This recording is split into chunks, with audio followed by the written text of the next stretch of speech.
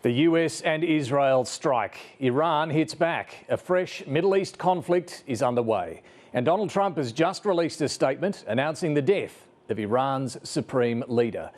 It's a dramatic and developing story, and Australia's National Security Committee is meeting right now. I'm David Spears. Welcome to Insiders.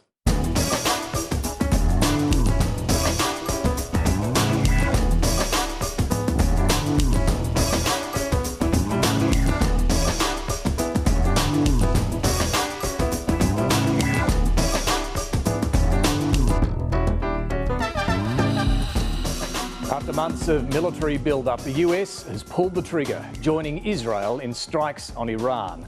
The Pentagon calls it Operation Epic Fury and has already hit targets across Tehran and beyond. In response, Iran has fired missiles at Israel and US bases across the region. This is a high-stakes and high-risk move from Donald Trump, who's openly declaring he wants regime change in Iran, and already deadly results. In the last few minutes, the US president has announced Iran's supreme leader, Ayatollah Khamenei, is dead. Breaking news out of the Middle East. The United States and Israel have launched airstrikes across Iran. It's been mass terror, and we're not going to put up with it any longer. Together with the United States, we will strike the terror regime harshly. That this terrorist regime can never have a nuclear weapon.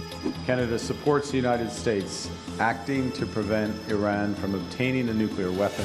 They must never be allowed to develop a nuclear weapon. We're going to destroy their missiles and raise their missile industry to the ground. It will be totally, again, obliterated. Trump should know that today we are equipped with the most advanced capabilities to fight you for years. It's part of the retaliation from Iran after the US and Israel launched a massive and ongoing military campaign. The Iranian regime seeks to kill. The Islamic Republic of Iran, with great speed and precision, targeted 14 important US military bases in the region. The lives of courageous American heroes may be lost, and we may have casualties. That often happens in war. I condemn Iran's attacks today on partners across the region, many of which are not parties to this conflict. We have not been party to the military build-up to this or the military planning of this. France was neither informed nor involved, just like all the other countries in the region and our allies. To the members of the Islamic Revolutionary Guard, lay down your arms. You will be treated fairly with total immunity, or you will face certain death. The attack by the aggressors of the Zionist regime and the United States should be understood in the literal sense as a criminal terrorist act. To the great proud people of Iran, I say tonight that the hour of your freedom is at hand. Satellite imagery shows heavy damage at Ayatollah Ali Khamenei's compound in Tehran. Help has arrived. This is the moment for action. Do not let it pass. We're going to go straight to the ABC's Middle East correspondent, Matt Doran, in Jerusalem, and the ABC's Americas editor, John Lyons, is standing by for us in Sydney as well. But Matt Doran, to you first. This has been a swift result. Is it now confirmed, we've seen the statement from Donald Trump, that Iran's supreme leader has been killed? That's right, David. Good morning. A very significant moment in the history of this region and in the history of this conflict, considering it's only been underway officially for less than a day now. We know that Israel and the US, as they were launching strikes across Iran, were not only targeting military assets, things like missile launches and other bases and places like that. They were also on the hunt for senior members of the Iranian regime, and it appears that they have got the number one on that list, the Ayatollah Ali Khamenei. Now, we had seen satellite imagery released throughout the course of the day here in the Middle East overnight, Australia time, which showed extensive damage to his compound in the Iranian capital, Tehran. But there hadn't been any word about what had happened to him. Iranian officials were either saying absolutely nothing, or they were saying that everything was totally fine. And now we have had this confirmation from the US President Donald Trump that he has been killed. That followed comments from the Israeli Prime Minister Benjamin Netanyahu just a couple of hours earlier, saying all signs were that Ali Khamenei had been killed, and reports in the Israeli press that not only was that the assessment of the Israeli authorities, they also had evidence to back that up, that his body has been pulled from the rubble and that evidence of his death has been sent through to Israel and has been viewed by the Israeli Prime Minister Benjamin Netanyahu. We have seen some video appearing on social media, and that is where we are getting the bulk of our information out of Iran at the moment, considering how difficult it is to get information from that country. But video on social media showing people cheering from balconies, from rooftops, as that news came through, even before Donald Trump took to social media to officially state that Ali Khamenei had been killed. This is a major inflection point in this conflict and in the history of this region, and I think the full ramifications of it, the full consequences of it, won't be felt for some time. It's a huge moment, Matt. What about where you are in Israel? Iran has fired a barrage of missiles at Israel. Have any of them hit? Yeah, multiple barrages, wave after wave after wave, have been fired at Israel over the course of the day. We have seen a significant hit in the last hour or so in central Tel Aviv, a missile appearing to hit a residential area of the city there. There are reports coming through, including in the Israeli media again, that one person has been killed in that incident, that there are a number of others who are being treated. Certainly the pictures coming from the scene there show quite a lot of devastation, fires, damage to the buildings and the like. This is similar to what we saw back in June last year during the 12-day war between Israel and Iran. Multiple residential buildings being hit during the course of that conflict, even though Israel's air defense systems were working to pick those missiles out of the sky as they were being fired by Iran. And here in Jerusalem, we have seen that multiple times today. Missiles streaking across the sky just above us here at the ABC Bureau, being intercepted, the windows and buildings rattling with the sound of those interceptions and those explosions. That is going to keep many people up all night, I have a feeling. This is not going to be the last we've heard of those Iranian missile barrages. And Matt, just finally, across the region, Iran has also fired missiles at US bases in various Gulf countries. What's been the impact there, and what are these countries where these US bases are, how are they reacting to this? This is a really different element of how Iran is acting this time around, again, compared to the 12-day war back in June last year, where it was focusing its attention primarily on attacking Israel in response to its strikes there. This time around, because the US has been involved from the very beginning, those US military bases across the Middle East have come into consideration for Iran in terms of attacking. And that's why we have seen strikes hitting places such as Kuwait, Bahrain, Qatar and the United Arab Emirates there as well. There are a number of military bases right throughout that region. Al Udeid is the largest US military base in the region. That's just outside the Qatari capital, Doha, and local authorities there have confirmed they've had to intercept dozens of missiles throughout the course of the day. There has been a very concerning element, though, that one of those attacks from Iran has actually hit a residential area in Dubai, particularly a very high-end luxury hotel precinct around the Palm Jumeirah compound there. Many people might be familiar with that part of Dubai. This shows that Iran's attacks aren't just going for those military sites, and that will be very concerning for concerns about broader conflict in this region. But it will also unite those Gulf countries together to stand up in the face of these Iranian attacks, not necessarily joining any sort of further strikes against Iran by Israel and the United States, but certainly taking a joint stance there when it comes to condemning these attacks and figuring out how to deal with Iran in the coming days and weeks ahead. Matt Doran, stay safe. Thank you very much for the update there. I want to go to John Lyons, the ABC's America's editor, who's actually in Sydney right now. John, we mentioned this statement that Donald Trump has just issued. We might bring up the key part of it here, where he's confirming the death of Iran's supreme leader, Ayatollah Ali Khamenei, where he says that he has been killed. This was the news that we heard from Israel in the last hour. But Trump now saying that Khamenei, one of the most evil people in history, is dead. This is not only justice for the people of Iran, but for all great Americans and those people from many countries throughout the world that have been killed or mutilated by Khamenei and his gang of bloodthirsty thugs. John, what is the significance of the death of Iran's supreme leader? Well, David, this is obviously seismic. It brings up what happened, of course, with the head of Hezbollah, Sheikh Hassan Nasrallah. Those two were seen as two of the giants of Shia Islam in the Middle East. Many people in the Middle East thought that Sheikh Nasrallah was always untouchable. He often lived beneath the ground. You would go for 6 or 12 months without even seeing him.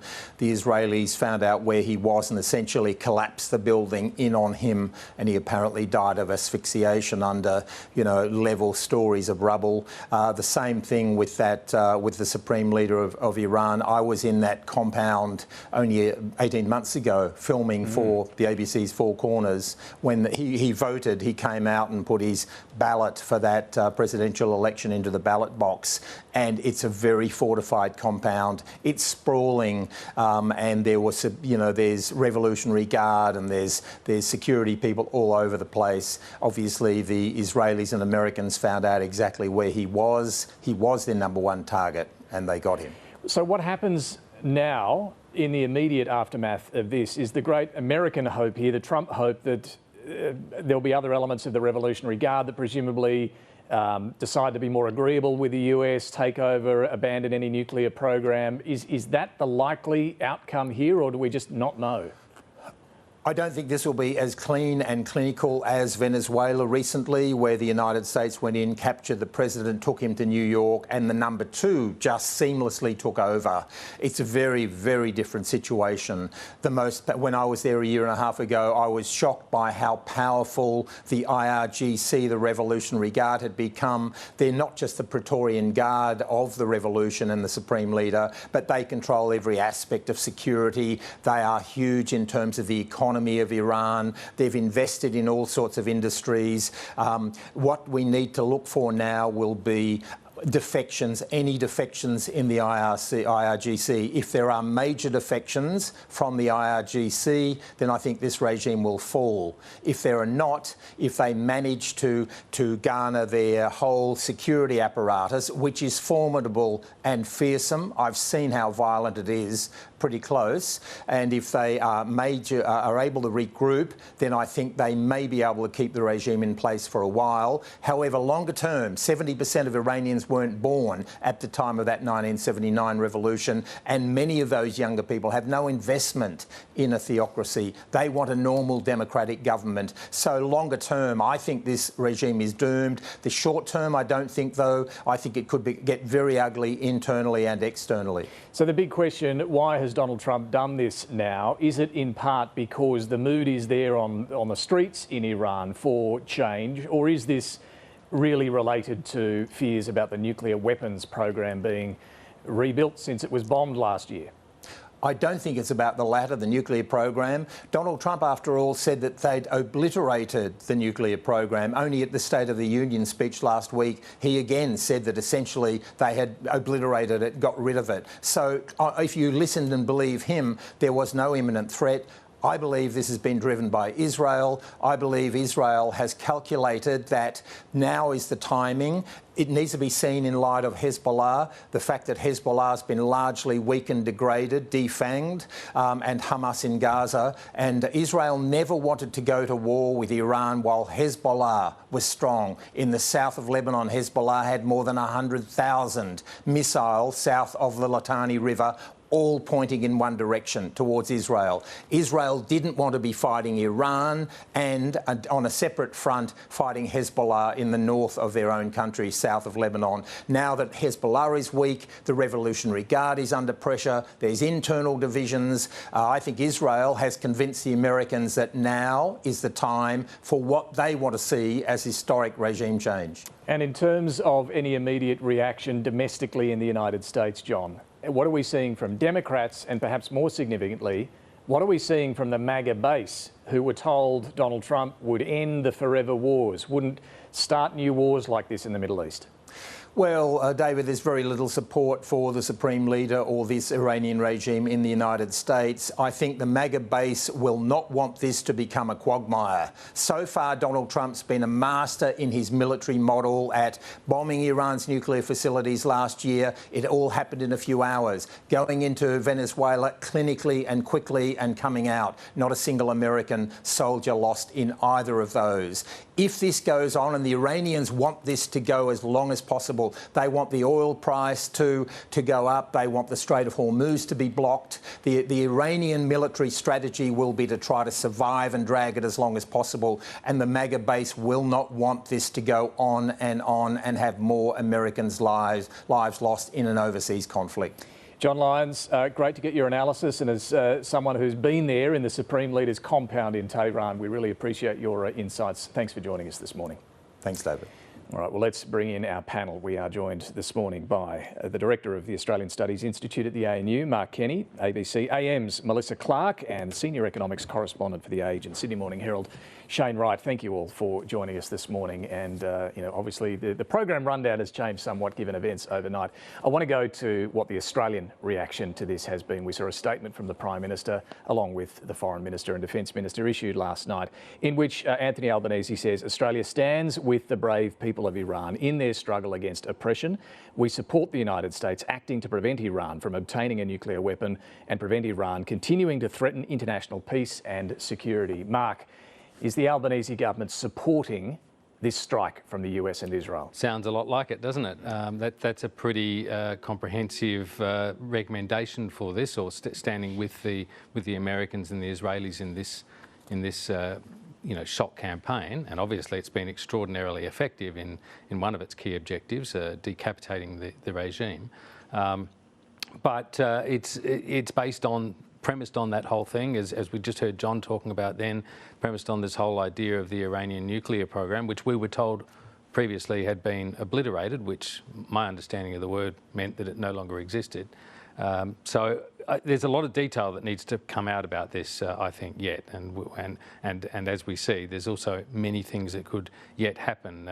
The question about how long it goes on, whether you can actually achieve regime change without putting boots on the ground, all of these things, and of course the economic implications as well. Well, even if you do put boots on the ground, the Iraq War, the last time the US tried regime change in the Middle East, it didn't go particularly well. We ended up with Islamic State. But this time, knocked out by the looks of it very swiftly, Iran's supreme leader. And this, in what we heard from Donald Trump in his video statement last night, Mel, really is the aim. He talked about nuclear, but this regime change is front and centre for Donald Trump. It certainly is, and I think we can see what has happened overnight and this morning, our time, is very consistent with what we have seen with Israeli and US operations otherwise, which is very well intelligence-fed information, clearly giving them very precise information, which they are acting upon in concert. And I think John's point, as he is making, is quite right. This has Israel's fingerprints all over it, quite literally. This follows the playbook that Benjamin Netanyahu has taken in terms of trying to take out the leadership of Hamas, the leadership of Hezbollah, and now over a succession of events, the leadership in Iran. The timing of this is really, really interesting when we consider we have had the US move assets into the region. Clearly, we would have had to have had intelligence, likely from Mossad, about the location of the Ayatollah at any given time, and that's not easy to pin down at a given point, so that would have been a key element of when to strike. And these are the timing factors that are coming into play, as well as domestic situations in the US and Israel. It's been interesting to watch the Australian government try to figure out how to respond to this. That statement that you just read out, David, was last night in the very early days of this. It was very carefully worded to effectively give support without explicitly giving support. That's shifted now through to this morning, where we've heard Andrew Charlton this morning say that it is clear that they support this action. Once we've had a National Security Committee meeting of Cabinet wrap up this morning, we'll get more detail from the government. Just point out on that in about 25 minutes from now, the Foreign Minister, Penny Wong, is due to speak after the National Security Committee of Cabinet has met. So we'll bring that to you when we do see Penny Wong. Shane, right, I've got to ask about the economic implications of this as well. The Strait of Hormuz is effectively closed. That's 20% of global trade straight there. So what's this going to mean immediately for the global economy? Well, the first thing is we've seen the oil price, the West Texas crude pricing futures has moved up to about between 67 and 73 a barrel. So about that's a 3% move in it overnight. Expectations are it'll get to around $80. So there's another 10%. So we're all here, we're all driving petrol-driven cars. We're all going, hold on, what does that mean to my fuel tank? There are some suggestions of up to $100 a barrel. OPEC Plus is meeting today. So the theory is that they will go, right, we will ramp up production. Iran is around 4% of global production. Most of it ends up in China. Our cash cow for Australia. So if you're in the central bank right now, you're going, oh my goodness, we've seen a little bit of this. This was Ukraine when that affected the global oil price and people were paying $2.30 a litre here. So that weighs on the economic activity. It weighs on how the central banks, which are trying to get inflation under control everywhere, not just in this country, go, how do we deal with this? This is a supply shock as opposed to demand driven. That affects what interest rate settings may be like. So it's a big reason why Trump will certainly be wanting this to be as brief as possible, not a drawn-out affair. The question, though, one of the questions for Australia and other like-minded countries, Mark, is what does this latest incident mean for the rules-based order? We often talk about the need to uphold the international rules-based order whenever China or Russia is doing something we don't agree with. But here again, we have Trump taking unilateral action. There doesn't seem to be any, international legal basis for this necessarily. So where does that leave us?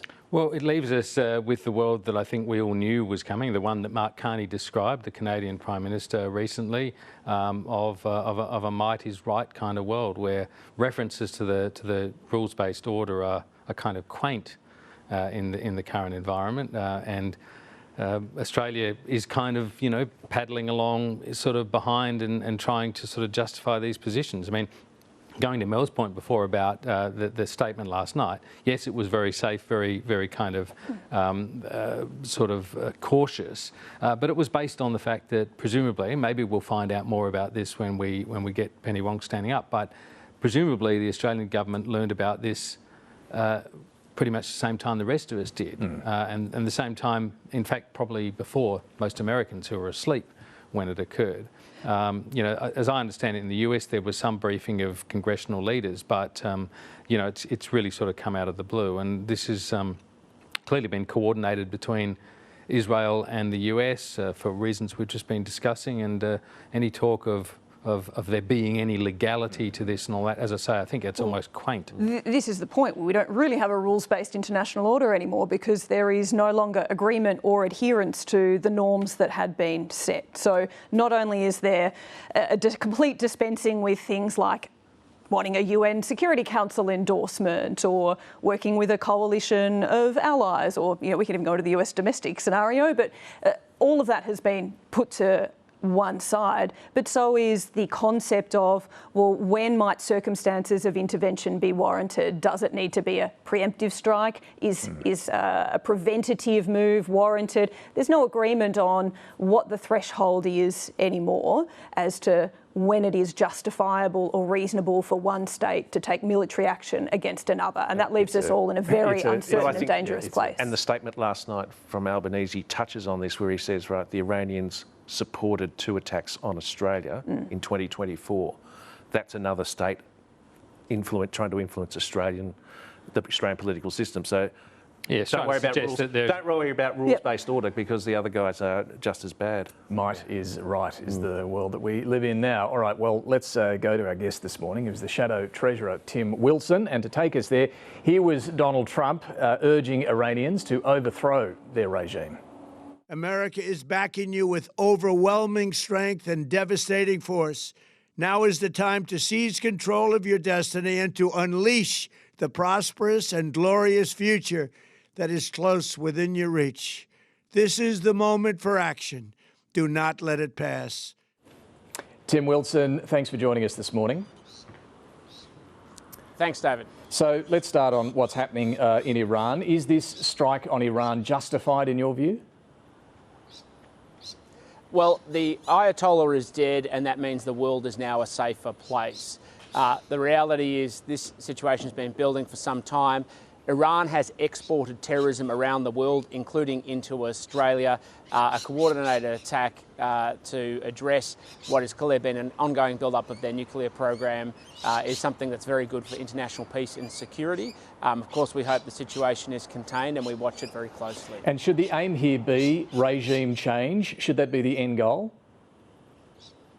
Well, the aim should be that the Iranian people take control of their destiny, they decide their future, and that's not with the mullahs in charge as far as I'm concerned, and clearly not as far as the Iranian people are concerned, but it's their decision about how they want to run their lives and their country rather than having something imposed on them by the Islamic regime that has caused terror, led to the punishment and subjugation of women, homosexuals, and of course exported terrorism around the world. Are you concerned though about where this might go, what this might lead to? We've seen attempts at regime change in the Middle East end in disaster previously.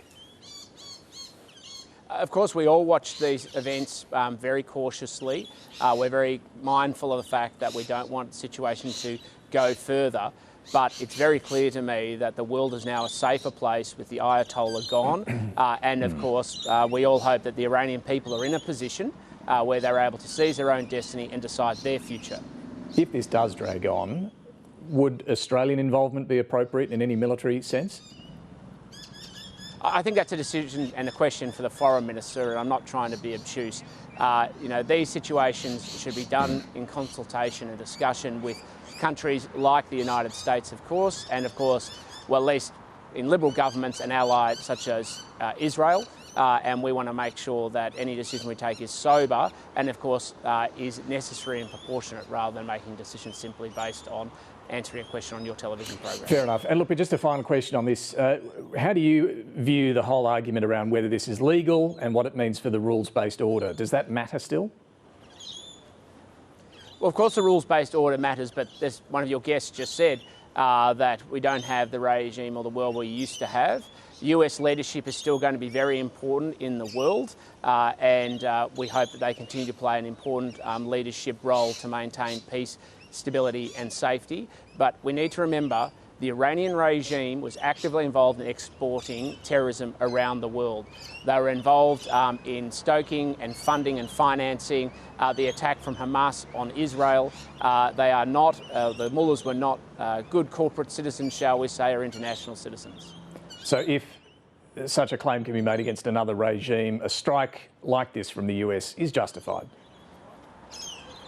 Let's not extrapolate my comments. I'm talking specifically about the situation at hand, but it's very clear to me that the world is now a safer place because the mullahs are gone. The world is now a safer place because we have a regime that has been active in exporting terrorism around the world, is now at least leaderless, and now is the time for the Iranian people, and we should be standing with the Iranian people to decide their own destiny. We should be standing by them to stand up for their future and their destiny, for a country that, for a form of government that doesn't treat women as second-class citizens, that doesn't punish homosexuals, and is one that they decide their future. Tim Wilson, let's move on, because the reason we wanted to talk to you this morning before these events was about the debate leading up to the budget around tax and inflation.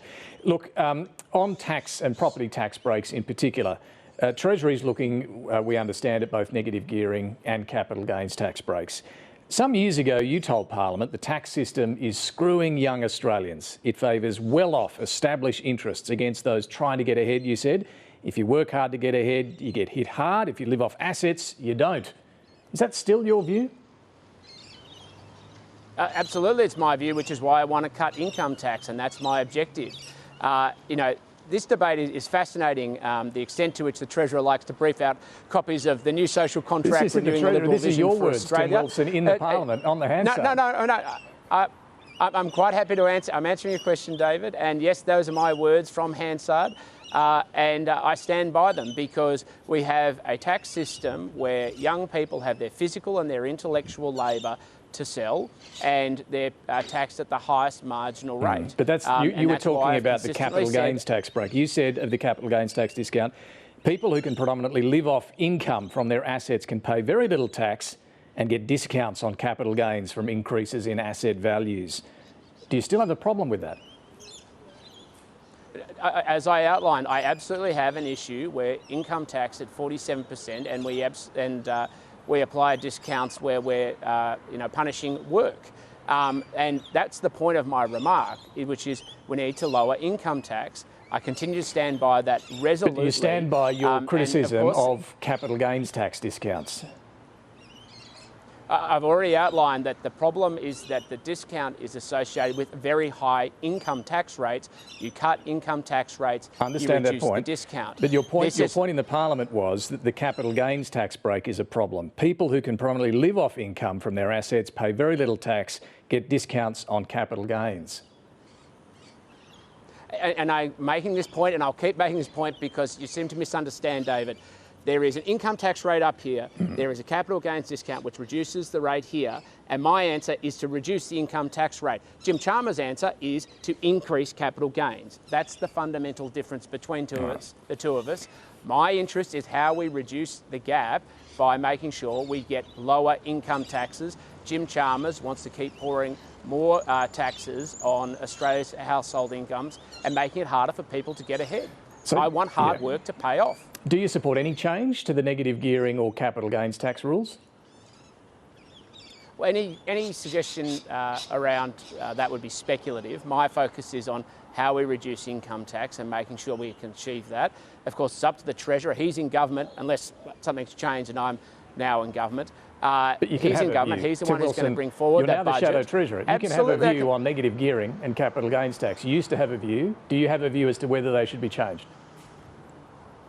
As I've said to you many times, David, I absolutely have a view about reducing income taxes. I've also said on many other programs that when you tax something more, you disincentivise it. I want hard work to pay off. That's why I believe we need to make sure we reduce income tax. If you increase taxes on property and housing, you will get less property and housing. That means rents will go up. That means the price of housing will go up, and it means we'll get less housing supply, which is what we desperately need. At the moment, the only proposal being put forward and floated by the government is new housing taxes will increase rents, decrease supply, and increase the price of housing for first home buyers. Just on inflation, according to the Reserve Bank Governor, Michelle Bullock says it's not taking off again, but is a little bit elevated. Do you agree with her assessment? Well, what I agree with is her assessment that the government is stoking private demand. This week I got a briefing from the Reserve Bank about what's happening with inflation, and private demand is absolutely stoking it because the government keeps pouring cash into the economy, debt petrol on the inflation fire. So we need to stop the excessive spending. We need to stop money going to organised crime through the CFMEU Labor cartel if we want to get downward pressure on interest rates and downward pressure on inflation. Do you also support some of your colleagues who want to lift defence spending by more than $20 billion? Well, we've said up to the last election, and of course we'll continue to have a conversation around how we can get defence spending to where it needs to be. Today is clearly a reminder of just how challenging the international circumstances are, and unfortunately today is not the end. There will be other challenges we face into the future, so we need to have appropriate and proportionate defence spending to secure Australia and to make sure we can keep our nation safe. But Susan Lee and Angus Taylor recommitted to that 3% defence spend after the election. Are you hedging on that, or do you back that? I'm not hedging on that at all, but I'm somebody who focuses on outcomes and making sure that every dollar that is spent, we get the maximum outcome for the Australian people. We have a commitment around the role of defence spending and its important role in the country, but we're going to have to obviously balance that out with other decisions around the budget. What about taxpayer spending on nuclear plants or coal plants? Are you in favour of that? Well, I said before the last election I wasn't enthusiastic about taxpayer money, but we need to remember energy is mostly a state policy issue, David. There is a role for the federal government, of course, to play in energy, but I want to see a future where power prices go down and make sure that we see a fundamental change, because we need to restoke industrialisation of our country, and cheaper energy is an essential part of that. Final one, Tim Wilson. The Liberal Party's decided not to release the official review into last year's election drubbing. The review authors, Nick Minchin and Prue Goward, say it's a big mistake. It's going to outrage members and donors who invested time and money. Have you seen this report? I have not. You, as Shadow Treasurer, have not seen this report. Do you want to see the report? Well, of course, I want to see anything in the context of confidence, because whatever is in the report, of course, sometimes we release abridged summaries or other versions of these things. But I've only been Shadow Treasurer for about 15, or less than that, I think it's 13 days now, David. So, and the focus of my time as Shadow Treasurer is how we're going to rebuild Australia after Jim Chalmers continues to pour debt petrol on the inflation fire. I mean, clearly there are criticisms of this report itself amongst the federal executive, but are you not curious to see the reasons that Nick Minchin and Prue Goward came up with as to why you lost that election so badly? Of course, everybody will be curious to see a copy of it. I'm quite sure the media will be curious to see a copy of it as well. But I understand it was a unanimous position of the federal executive, of which I am not a member, and so they've made their decision. Of course, whatever it is, the lessons and learnings need to be integrated into the campaign so that we don't repeat the same errors. But to be frank, a lot of the errors were clearly at a parliamentary level, not just at an organisational level as well. Angus Taylor has already acknowledged aspects of that and made that clear publicly, which is a sensible and right thing to do. All right, Tim Wilson, thanks for joining us this morning. Thank you. Let's get back to our panel once more while we await the Foreign Minister, Penny Wong, who's going to be speaking after the National Security Committee of Cabinet. But we're joined once again by Mark Kenny, Melissa Clark and Shane Wright. Just coming back to the what we heard from Tim Wilson there, Mark, on Iran. Strong support for the US-Israeli strikes on Iran, but also, I guess, a description from Tim Wilson there of why this Iranian regime was so problematic. Yeah, I mean, and we're going to get a lot of that, talking about what a brutal theocracy it was and its record of abuse of human rights, torturing its own citizens, jailing political prisoners, you know, all of the treatment of women and everything else. All of these things are true, but there's this kind of utopianism in creeping into a lot of this commentary as well, where they're talking about, and the Australian government's even said this, you know, the Iranian people sort of, you know, having oppressed a say. By the regime and should have a say. And finding a way so that they can take back their country from the mullahs. You know, that's a lovely idea. Okay, so Khamenei has been killed, as now seems to be clear. But as for the mullahs being gone, I think there's a lot of mullahs there, and there's a whole infrastructure. This is a very long established thing, the Iranian Revolution. And where's the machinery for the Iranian people to step forward and into this? You know, this golden world of liberal democracy or self-expression, self-determination. Where is that? I think there's a long way to go between where they are at the moment and when that emerges, and that's going to be extremely difficult, not just for Iran, but for everyone who's involved in this and everyone who's defending it. I think that's right. I think some of the comments we heard there from Tim Wilson are conflating the death of Ayatollah Khamenei with the end of the regime, and we haven't seen that yet. Maybe it will come. But his absence alone is not enough to remove the regime. We need to see how successful they've been in setting up succession plans. And we know there is very strong internal architecture inside the Iranian regime. The idea that you get rid of Khamenei and everything else evaporates below it is a little fantastical. Yeah, it was not that long ago that we saw the IRGC very willing to turn its guns on tens of thousands of its own citizens. The idea that they are just going to evaporate and join the Patriots and we're in a radically different scenario, we haven't seen any evidence that that would be likely to happen. So I think this sense of that Tim Wilson expressed of, oh, look, the world is now a safer place, well, not yet. We might hope that, but not yet. Khamenei, as I understand it, had actually, planned for this and had already named at least two successors, and there were also redundancy arrangements in place for control of the IRGC and all of their military assets and the like. So I think there's a way to play out on this yet, and it's going to be bloody. That's the truth. Yeah, I think the Pentagon is suggesting a multiple-day operation has been planned, but that may be optimistic if history is any guide. Look, before we hear from Penny Wong, and we'll go to that live when it happens, just on the tax debate, Shane, bring us up to speed. What is Treasury looking at with these two totemic taxes, negative gearing and capital gains tax? Well, there's your first mistake, thinking it's just about these two taxes. It's the politics is really intriguing. Just listening to Tim Wilson there saying, yes, I want a lower cash top marginal rate. And it was Ken Henry gave evidence this last week to the CGT inquiry. And he talked about rental property investments are primarily, under Australian tax law, a vehicle for sheltering wages and salary from income tax. So this is the argument.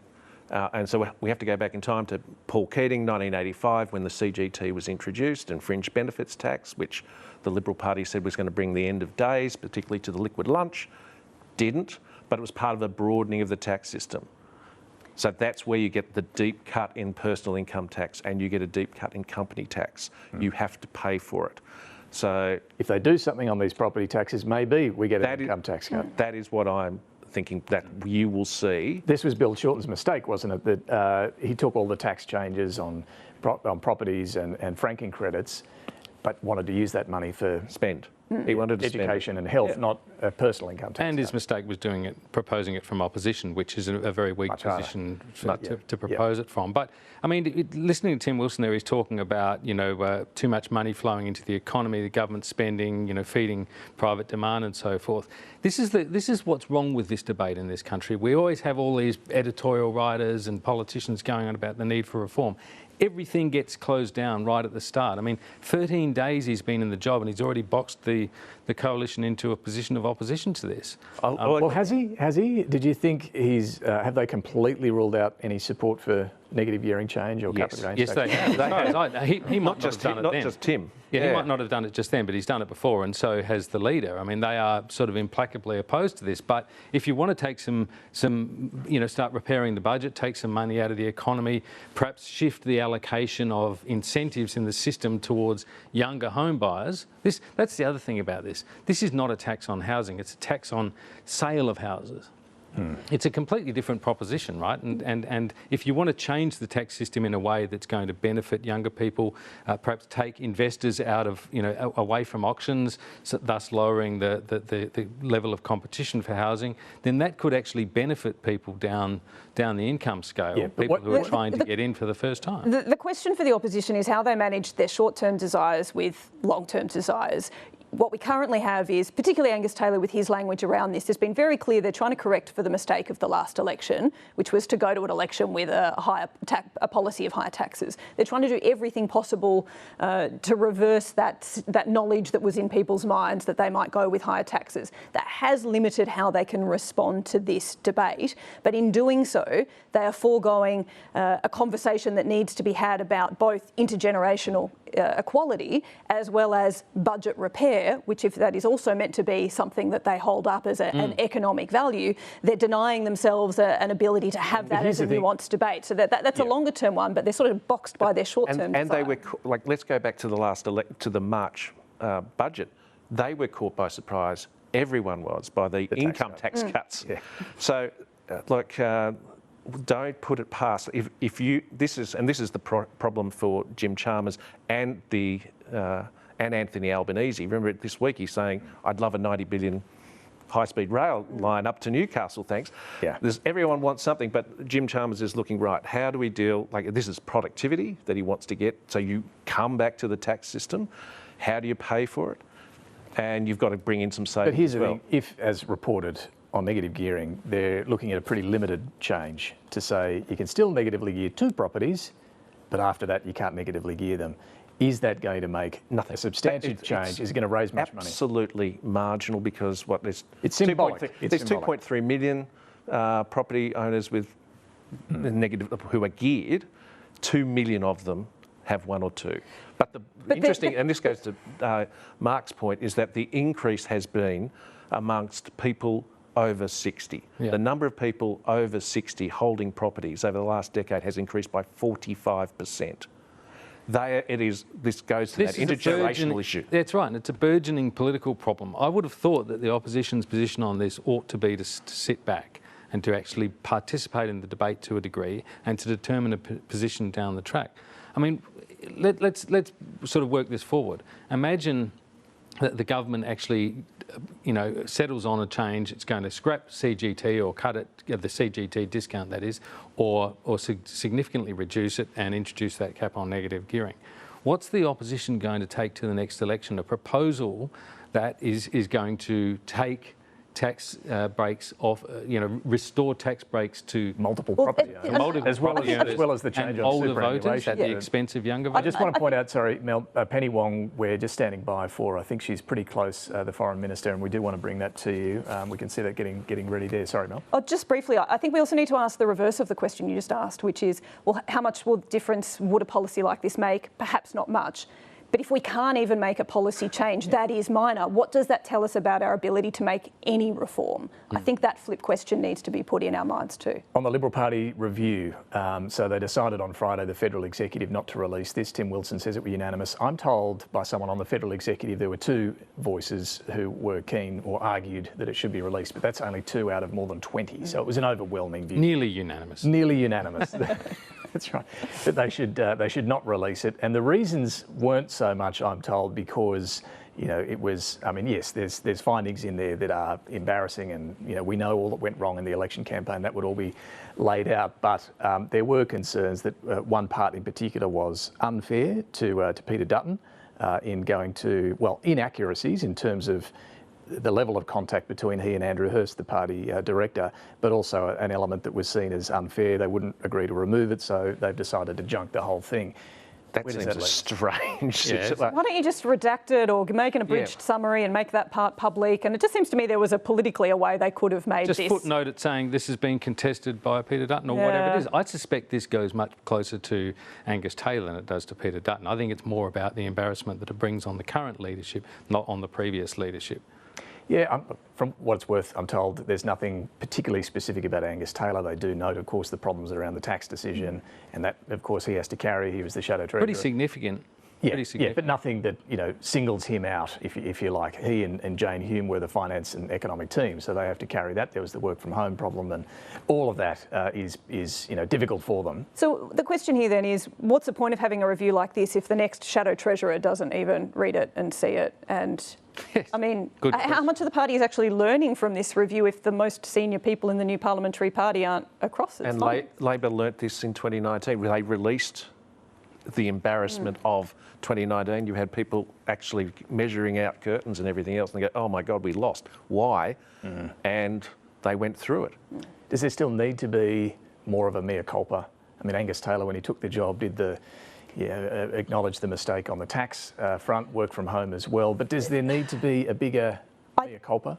I think we've got to differentiate here between the parliamentary party and the organisational structure of the party. And I think the parliamentary party is certainly reckoning with, the existential threat that they now face of non-existence.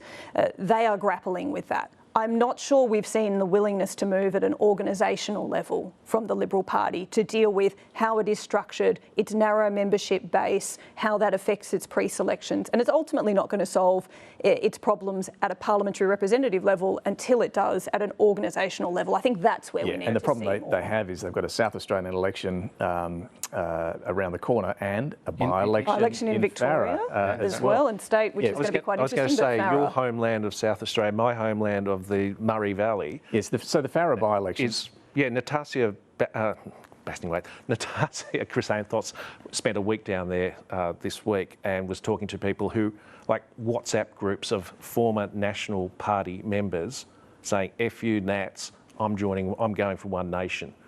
So, like, Helen Dalton is a real threat down there. People forget just how much Susan Lee lost bark in Albury, that's 40% of the population. This is an angry bunch of people who've got legitimate gripes about a lot, and they'll go them. And in South Oz, they've got an option, like the option there. One possibility is no seats at all. I mean, it's genuinely just back on the by-election though. Helen Dalton, you mentioned, is a state independent, former Shooters and Fishers member for Murray, which is I think Tim Fisher's old seat. You've got a One Nation. One Nation will be running hard there. A Liberal and that. There's a Climate 200 backed independent who polled pretty well in the last election. 20%. Yeah. Question is for Labor. My mail is they're not going to run, but there is a bit of an argument, I think, from Bob Carr and others, Mark, that they have a moral obligation to run because if they don't, One Nation's vote will be a little higher.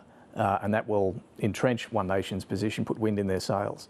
Yeah, the argument that he's putting is that One Nation represents a serious threat to Australian politics, to Australian community and its way of life, and that if Labor actually truly believes that, even though it's not going to have a chance of winning the seat, it can at least issue how-to-vote cards which direct its voters and preference away from One Nation and help to see off that threat. In other words, it ought to take a principled position on this rather than a purely tactical one. OK, let's go to the Foreign Minister, Penny Wong, speaking about the developments in Iran after a meeting this morning of the National Security Committee. I start by saying that Australia stands with the brave people of Iran in their struggle against oppression. For decades, we know the Iranian regime has been a destabilising force through its ballistic missile and nuclear programs, support for armed proxies, and brutal acts of violence and intimidation. And Australia, along with the international community, have called for the regime to uphold the human rights and fundamental freedoms of Iran's citizens. Instead, what we have seen is a brutal crackdown, killing thousands of its own citizens. And you would have heard me say that a regime that requires the murder of its own people to maintain authority is a regime without legitimacy. The international community has been clear that this regime can never be allowed to develop a nuclear weapon. So Australia supports action to prevent Iran from obtaining a nuclear weapon and to prevent Iran from continuing to threaten international peace and security. Obviously, Australia did not participate in these strikes. We are in contact with our international partners. We do not want to see this escalate into a wider regional conflict. We continue to urge the protection of civilian life and, as others have, we seek the resumption of dialogue and diplomacy. We join our partners in calling on all parties to adhere to international humanitarian law. Our first priority is doing all we can to ensure the safety of Australians. The National Security Committee of the Cabinet met this morning. Australian officials are closely monitoring this evolving situation.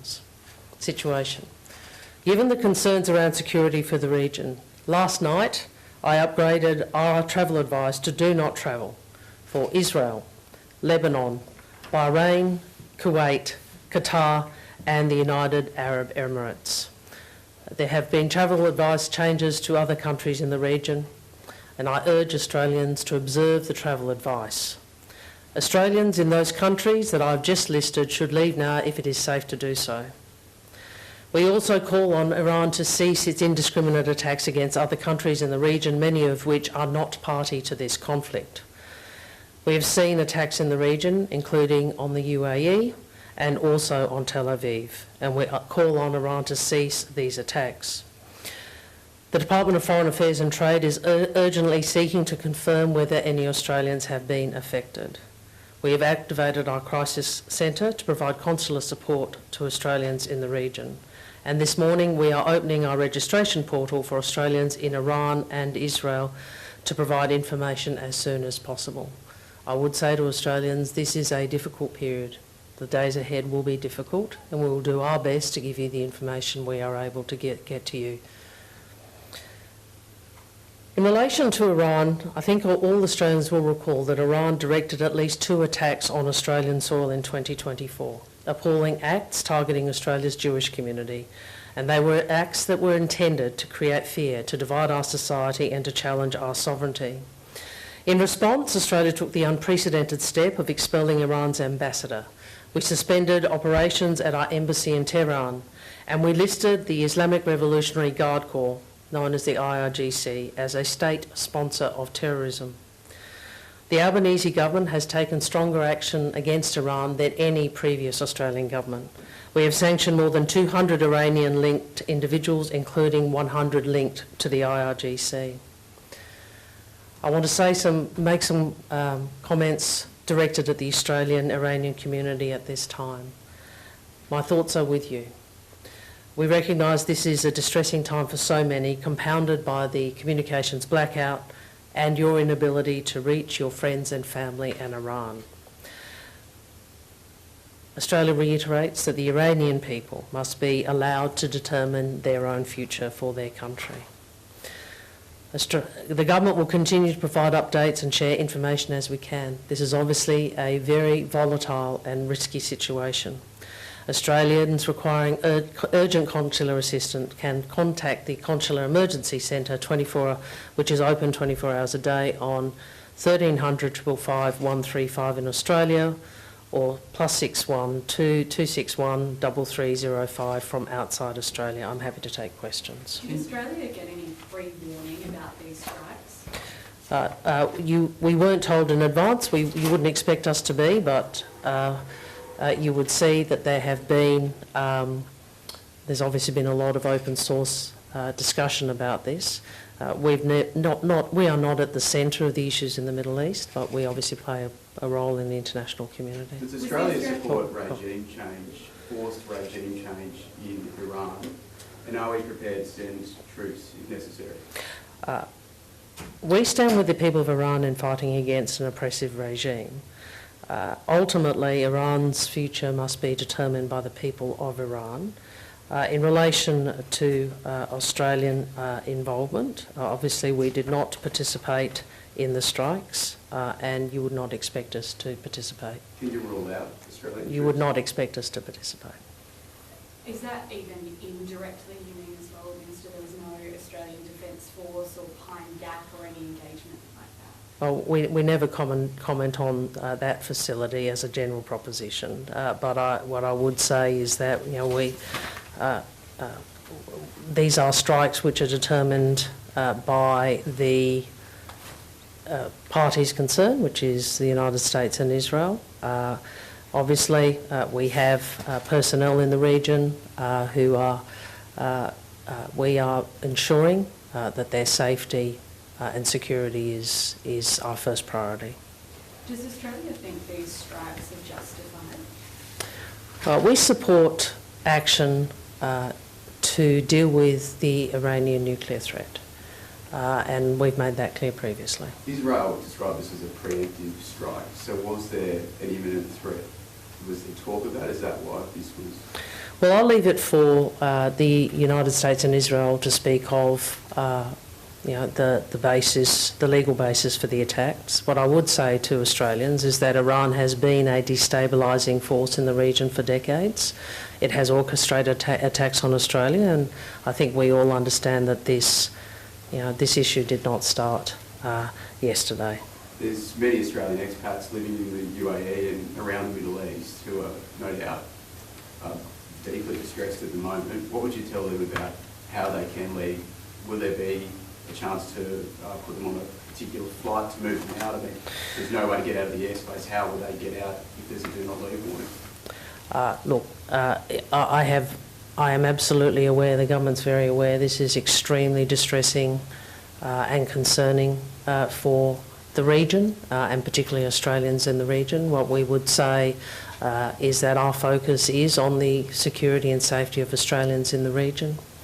What I would also say is we do anticipate this being a difficult days ahead, and we'll continue to provide information and whatever assistance we are able. As I said, we have opened the registration portal for consular assistance for Australians in Israel and in Iran. So will there be any repatriation plans? Well, at this stage the airspace is closed. But are you expecting in the future? Well, you would have seen we've been in this situation a number of times. We have always worked to do what we can to support Australians. We will always do that. At this situation, the airspace is closed. And just to be clear, do you have an idea of how many Australians could be in the region and affected, or I think you sort of said before you didn't know? Look, you know, we can identify the number of Australians who register with us. There are obviously large numbers of Australians in the region more broadly, which is why Australia continues to, along with our international partners, to say that we need to avoid, if at all possible, a broader regional escalation. There are obviously many Australians throughout the region. Yeah, for people who might be watching at home, you said a number of times now, it's a really difficult time. Just how worried should someone at home be right now? Look, obviously this is a conflict in a region which is volatile. We continue to support Australians in the region to the best of our ability. What I would say to Australians is that we are engaged with our international partners. We are engaged with our consular support personnel, and we will continue to do everything we can to support Australians. Have you been able to independently confirm the death of the Ayatollah? And does that end the tyranny in Iraq and in Iran and for Iranians? Obviously, I've seen the reports. I don't have independent confirmation, but I've seen the public reports, including, I think, from the President of the United States. I think no one would mourn the passing of Ayatollah Khamenei, but I would also say that ultimately any regime change must be determined by the people of Iran. And what can Australia do, perhaps in not a military sense, to support a regime change? Perhaps not forcing it. What is Australia doing behind the scenes? Well, we are obviously not at the centre of the issues in the Middle East. I've said that many times, you've heard that before. What we can continue to do is what we have done, which is to impose the broadest possible sanctions on a regime which has been brutalising its own people. As I said, the Albanese government has taken stronger action against Iran than any previous Australian government. Do you expect there'll be another national security meeting tomorrow, or how frequently are you expecting to have those? Well, we will have them as necessary, but you would know from experience the Prime Minister does have a view about the importance of bringing officials together for consideration of matters of national security, and I would anticipate that that will continue. Anything more? Embassies and consulates remaining open, or will anything be closing? We have already withdrawn personnel from Iran. We have done that previously as a consequence of the attacks on Australian soil that were directed by the Islamic Revolutionary Guard. We continue to have personnel in the region. Obviously, those posts continue to be staffed. Are you surprised by Iran's attacks on Bahrain and Dubai, particularly Dubai Airport? I mean, that is the busiest airport in the world. Were you surprised that that's the way they reacted? We condemn the Iranian attack on Dubai. Again, we say we want to avoid the escalation into a broader regional conflict with consequences for the people of the region. In the last 24 hours, what conversations have you had with your US counterparts? We've engaged, obviously, at official level. I've not had a direct conversation with Secretary Rubio. Are you expecting to? I wouldn't anticipate that, we're not a central player on these issues. And how about Israeli counterparts? Are you having conversations with them? I spoke to the Israeli Foreign Minister spoke to me late last night and briefed me on the situation, which is consistent with what I've said. Anything further? Sorry, do we know if the airports are going on advice to operational? Can Australians then fly those routes, or is that all? Look, the advice to me as of about an hour ago is that currently airspace is closed. So obviously we will get that information, whatever information we have and that we are able to confirm, we will provide to Australians in the region as quickly as we can. Thank you very much. Thanks very much for coming. Cheers. Foreign Minister Penny Wong there, speaking after the National Security Committee meeting this morning, confirming that Australia was not given any advance notice of this strike on Iran. But the key line there, we support action to deal with the Iranian nuclear threat. Look, we've already gone over time. We'll just get some quick thoughts on this. Mark, I guess that doesn't explicitly say this strike was justified, but it is offering, as a strong US ally, support for dealing with the nuclear threat in Iran, and now saying it needs to be up to the Iranian people to decide what happens. Yeah, the question is, what does that actually mean? I mean, clearly Australia has not condemned the attack. It stands with it, and the dissolving this so-called threat on nuclear, which may or may not have existed. But what happens now? That's the really important test, I think, for all countries supporting this, because decapitation of a regime, or at least the beginnings of it, and where they say it leads to, which is some sort of civil society that takes over, some democratic machinery, some self-expression, how all that happens. I mean, the US has a very poor record on this. Just ask the Kurds, in Iraq, for example. There's a long way to go, and it's going to be interesting to see whether any sort of alliance holds together in supporting this. Just quickly, Mel, right now, there will be many Australians stuck in the region. Hopefully airspace opens again. These are big transport hubs. This is actually going to be really crucial, particularly with the travel advice being upgraded to do not travel to so many countries. There's all sorts of implications there in terms of people's ability to get to places, not to mention even prosaic things like your insurance is not likely to cover you anymore once you're in a country that's a do not travel zone. For a lot of Australians travelling either through the region or who might regularly move between countries there and Australia, it suddenly gets a lot more complicated. And yes, just very briefly, the case on why this has been done to support action against an Iranian nuclear threat, that has clearly not been made by anyone here, and I would expect that there might need to at least be a veneer of information about what sort of threat there was if they're going to continue to use that as a basis for offering support. Well, these events are unfolding. We need to go, but thank you all very much for joining us on a big moment in global affairs and for Australia as well. Thanks so much for that. Do stay with us here on the ABC. We'll have more updates about what's happening in the Middle East throughout the day, continuing coverage on the ABC News channel as well. Some staggering pictures now coming out of the region. We're going to leave you with some of those. Thanks for watching.